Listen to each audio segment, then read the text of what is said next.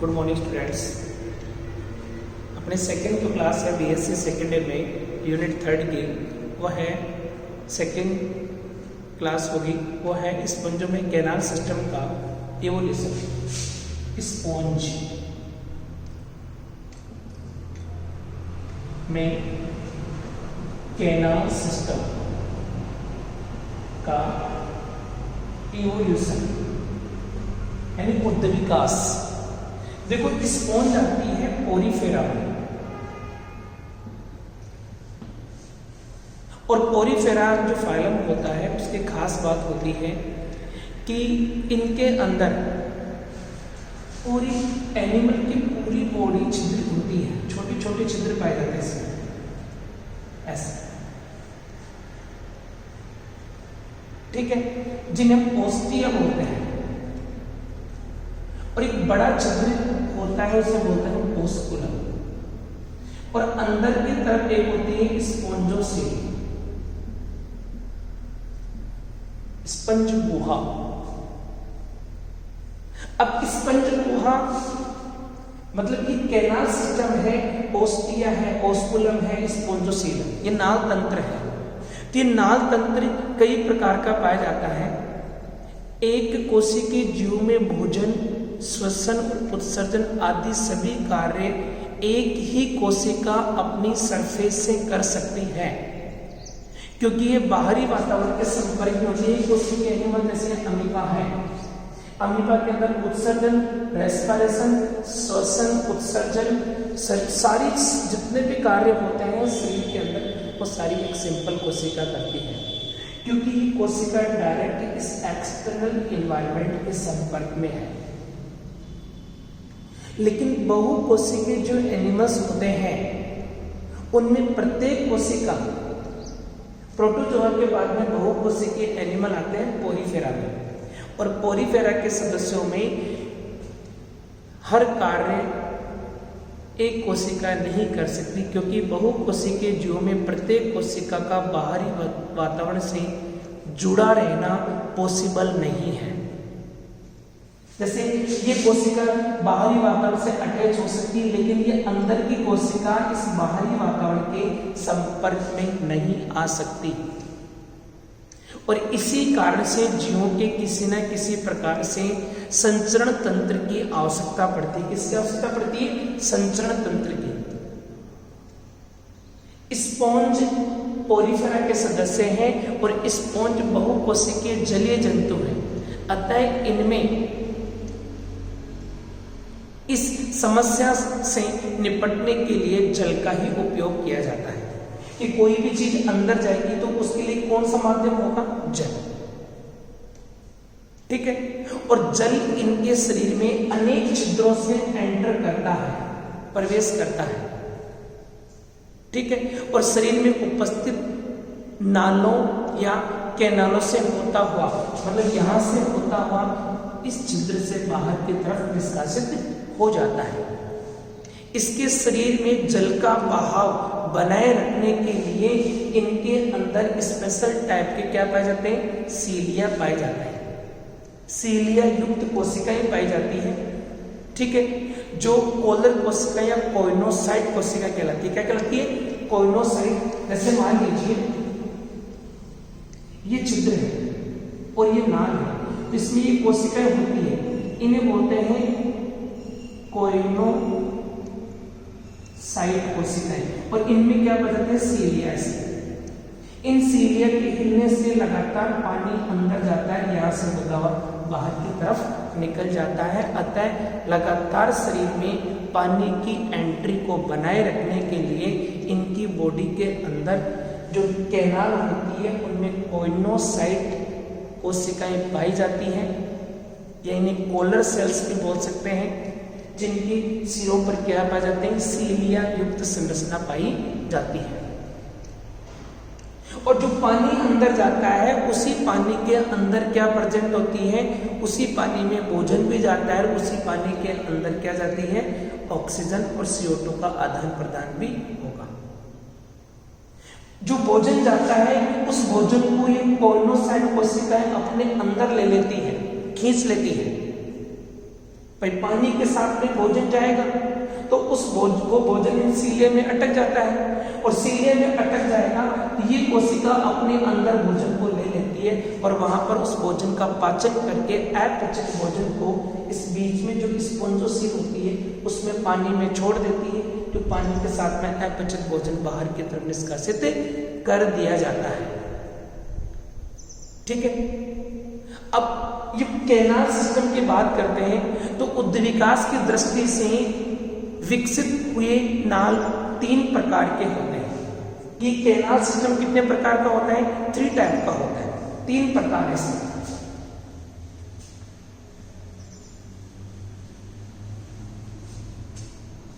पहला है एस्केनोइड। फर्स्ट इसको क्या बोलते हैं? एस्केनोइड कैनाल सिस्टम। फिर दूसरा है वो है साइकेनोइड,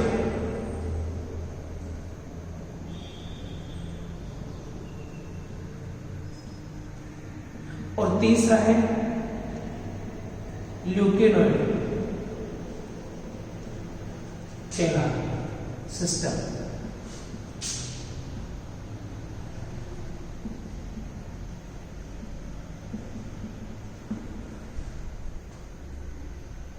एस्कोनी प्रकार का, साइकोनी प्रकार का, ल्यूकोनी प्रकार का, ये 3 प्रकार के कैनाल सिस्टम है उद्विकास की दृष्टि से।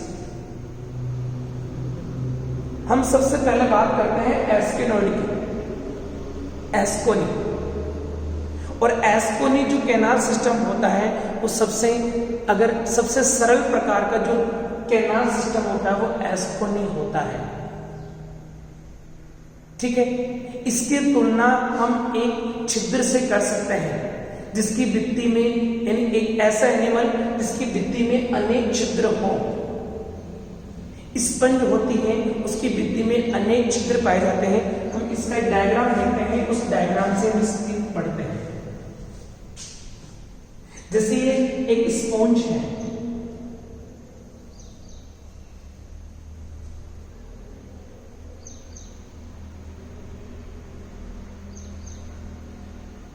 इसके अंदर ये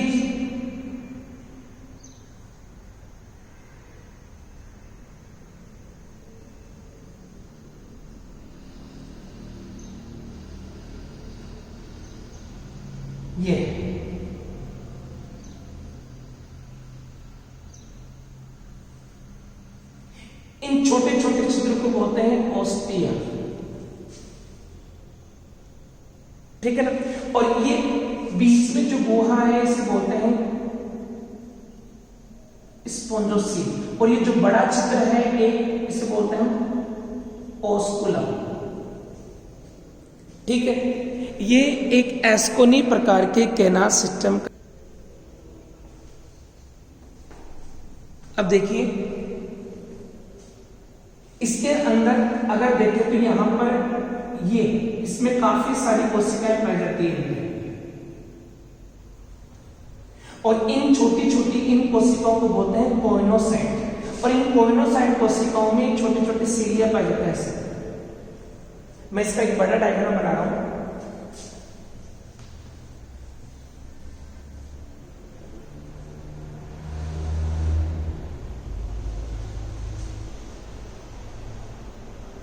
हालांकि इतनी मोटी दीवार इसमें ये वॉल नहीं होती है, छोटी होती है।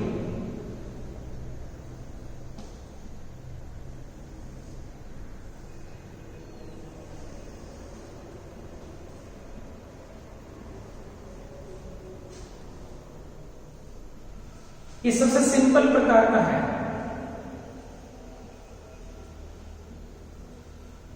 ये स्पॉन्जोसील है और ये ओस्टिया है, और इसके अंदर, इस कैनाल के अंदर ये कोशिकाएं पाई जाती हैं। इन्हें बोलते हैं हम कोलर सेल्स या कोइनोसाइट कोशिका। और इन कोइनोसाइट कोशिकाओं के इस नाल के अंदर छोटे छोटे सीलिया पाए जाते हैं। और इनके हिलने से बाहर से एक जल धारा प्रवेश करती है अंदर, ऐसे H2O की, पानी की, ठीक है ना, जिससे अंदर पानी प्रवेश करता जाता है और यह है ओस्कुलम।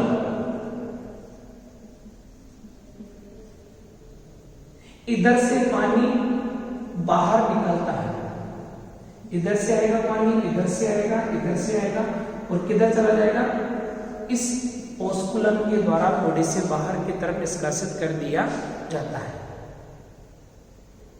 ठीक है ना। अब प्रत्येक ओस्टियम एक विशेष प्रकार की कोशिकाओं के मध्य में उपस्थित एक छिद्र है और ये कोशिका रंध्र, कोशिका या पेरोसाइट्स कहलाता है, ठीक है ना। अगर इसका पानी का बहाव देखोगे तो इसमें पानी का बहाव होगा, जैसे पहले प्रवेश करेगा, एंटर किसमें करेगा, ओस्टिया, ओस्टिया से कहां जाएगा, स्पोंजोसील, और स्पोंजोसील से कहां जाएगा, ओस्कुलम, और ओस्कुलम से कहां चला जाएगा, ये एग्जिट हो जाएगा, बाहर हो जाएगा, बाहर की तरफ निकल जाएगा। ये इसमें बहाव सिस्टम है, इस प्रकार के ये पाया जाता है, एस्कोनी प्रकार का है। और इन एनिमल्स के अंदर जो स्पोंजोसील होती है वो सबसे बड़ी होती है। स्पोंजोसील की साइज क्या होती है, बहुत बड़ी होती है, ठीक है। अब इसके बाद में दूसरा आता है साइकोनी, ये बिल्कुल सिंपल प्रकार का है।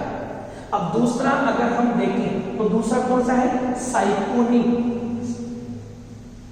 जो साइकोन में पाई जाती है। किसमें पाया जाता है, साइकोन में।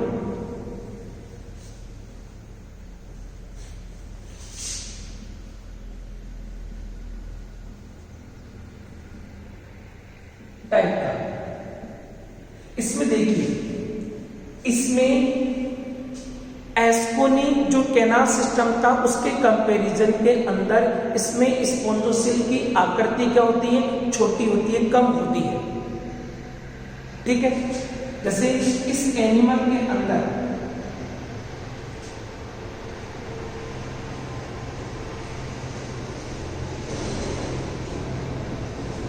जैसे मान लो ये छिद्र है तो कैनाल सीधी न खुलकर ऐसे राउंड थोड़ी सी कॉम्प्लिकेटेड वे से जाती है अंदर,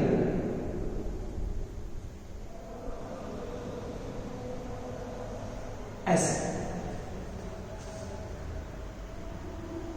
ठीक है ना। सेकंड मान लीजिए,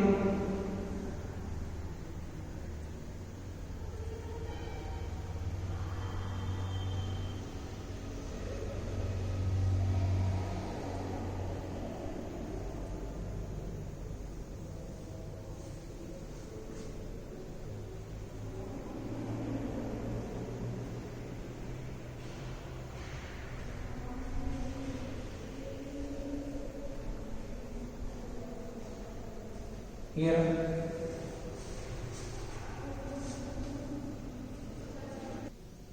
देखो इसके अंदर जो अपना कैनाल सिस्टम है इसमें ये तो है ओस्टिया,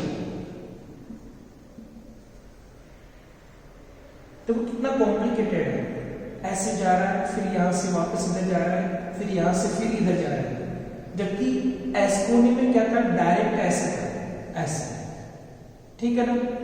अब जितना ज्यादा कॉम्प्लिकेटेड होगा उसकी ये जो होगी वो इतनी ही मोटी होगी, इसकी साइज क्या होगी, छोटी होगी, ठीक है ना।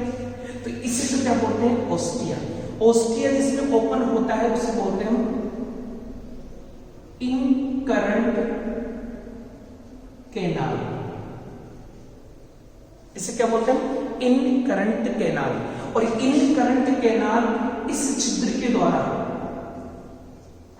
इनकरंट कैनाल खुलती है प्रोसोपाइल, किसमें खुलती है, प्रोसोपाइल। और प्रोसोपाइल जिस स्ट्रक्चर के अंदर खुलती है उसे बोलते हैं रेडियल कैनाल। क्या बोलते हैं इसको, रेडियल कैनाल। ठीक है। और रेडियल कैनाल ये है, ये क्या है? Radial canal. और रेडियल कैनाल आगे चलकर होती है, इसे बोलते हैं एपोपाइल। और ये एपोपाइल यहां पर ओपन हो जाती है, जिसे बोलते हैं स्पोंजोसील। और स्पोंजोसील बाहर की तरफ जिसमें ओपन होती है, ये स्ट्रक्चर है, यह है ओस्कुलम। ठीक है। ये मीजोग्लिया है, ये क्या है? मीजोग्लिया है। और इसके अंदर मेसेनकाइमल सेल्स होती हैं। और अगर इसकी बात करें तो यहां पर कौन सी सेल्स होती है? कोइनोसाइट कोशिकाएं प्रेजेंट होती है। कौन सी कोशिकाएं होती है? कोइनोसाइट कोशिकाएं, जिनके अंदर सीलिया पाए जाते हैं, जो इस पानी की धारा को बनाए रखती है। अतः इन जीवों के अंदर अगर पानी का बहाव देखेंगे तो सबसे पहले पानी कहां जाता है? ओस्टियम में। ओस्टियम से इन करंट कैनाल में, और इन करंट कैनाल से प्रोसोपाइल में, और प्रोसोपाइल से रेडियल कैनाल में, और रेडियल कैनाल से कहा जाएगा? एपोपाइल में, और एपोपाइल से स्पोंजोसील में, स्पोंजोसील से ओस्कुलम, और ओस्कुलम से एग्जिट हो जाएगा। तो सबसे पहले इनके अंदर पानी कहां प्रवेश करता है? ओस्टियम में, यहां पर, फिर इन करंट में, फिर प्रोसोपाइल में, फिर रेडियल कैनाल में, फिर एपोपाइल, और एपोपाइल से स्पोंजोसील, स्पोंजोसील से ओस्कुलम में बाहर की तरफ निष्कासित हो जाता है। तो ये कौन से प्रकार का हो गया? साइपेनोइड टाइप का। अब हम बात करते हैं तीसरा, ल्यूकिनोइड, ल्यूकोनी टाइप का।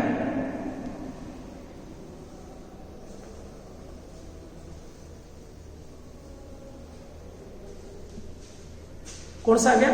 ल्यूकिनोइड।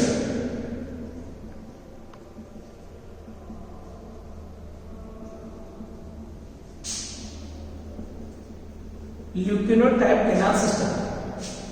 अगर इस ल्यूकिनोइड टाइप के कैनाल सिस्टम की बात करें तो इसके अंदर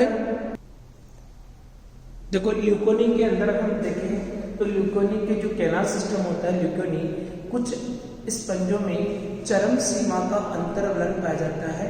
ठीक है। और इस अंतर्वलन के कारण जो कसाबिक स्तर होता है वह भी अनेक छोटे छोटे चैम्बर्स में बढ़ जाता है, जिन्हें फ्लैजिलेटेड चैम्बर बोलते हैं। और ल्यूकोनी में स्पोंजोसील लगभग क्या हो जाती है? समाप्त है। और इस प्रकार की जो कैनाल सिस्टम होता है, जैसे हम एक स्ट्रक्चर बना रहे हैं, जैसे ये एंटर किया ऐसे, ठीक है, ये खुद आगे चलकर ऐसे चैम्बर में बढ़ जाएगा, ऐसे चैम्बर बना लेगा। क्या बना लेगा? ये चैम्बर में बन जाएगा। ठीक है।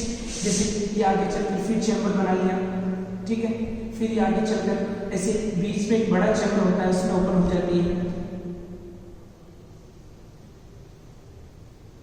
ऐसे।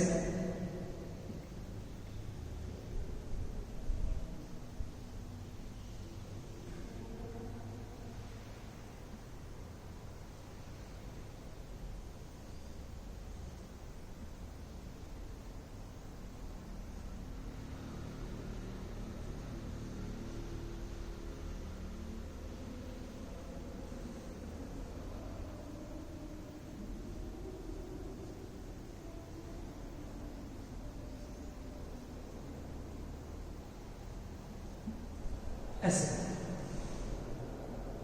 इन्हें हम बोलते हैं डर्मल ओस्टिया। इन्हें क्या बोलते हैं हम? Dermal ostia. और इसे बोलते हैं हम इनकरंट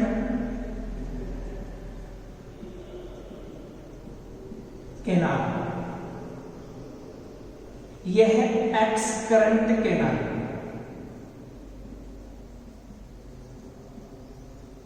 और ये है ओस्कुलम। ये क्या है? ओस्कुलम। ठीक है ना। और इसे बोलते हैं प्रोसोपाइल। इसे क्या बोलते हैं हम? प्रोसोपाइल।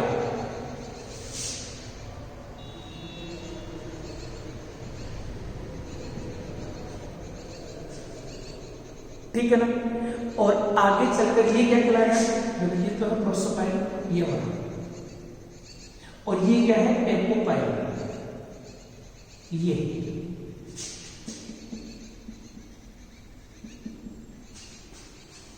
ठीक है ना। और ये जो होते हैं ये फ्लैजिलेटेड चैम्बर होते हैं। ये क्या होते हैं? Flagellated chamber. ठीक है। अब देखो इसके अंदर किसी भी प्रकार की कोई भी स्पॉन्जोसिल दिखाई नहीं दे रही है।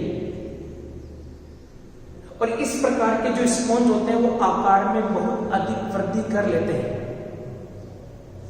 इनके अंदर इन चैम्बर्स के अंदर क्या करते हैं? फ्लैजिला पाए जाते हैं जिनके स्पंदन से जल धारा अंदर प्रवेश करती है। ऐसे इन करंट से होते हैं फ्लैजिलेटेड चैम्बर से, प्रोसोपाइल से होती है, इसमें जाती है एपोपाइल के द्वारा इस बीच वाले चैम्बर में घुल जाती है। और बीच वाला चैम्बर किसमें होता है? एक्स करंट कैनाल में। किसमें बोलता है? एक्स करंट कैनाल में। और एक्स करंट कैनाल किसके द्वारा? ऑस्कुलम के द्वारा बाहर की तरफ खुल जाते हैं। तो ये 3 प्रकार के मैंने कैनाल सिस्टम बताए हैं, एस्कोनी, साइकोनी और ल्यूकोनी। एस्कोनी सबसे सिंपल प्रकार का होता है, साइकोनी थोड़ा कॉम्प्लिकेटेड होता है और ल्यूकोनी सबसे कॉम्प्लिकेटेड होता है। इसमें स्पॉन्जोसिल की आकृति क्या होती है? सबसे कम होती है, सबसे कम होती है। और इसी प्रकार से हम इनके अंदर इस प्रकार से हम ये 3 प्रकार के कैनाल सिस्टम हम स्पॉन्ज में पढ़ते हैं। ठीक है। तो ये तीनों प्रकार के मैंने आपको बता दिए हैं। नेक्स्ट क्लास के अंदर आपको जो भी आगे का लेसन होगा, 3rd लेसन, वो आपको 3rd क्लास के अंदर या 3rd लेक्चर के अंदर आपको पढ़ाया जाएगा। ठीक है। जय हिंद।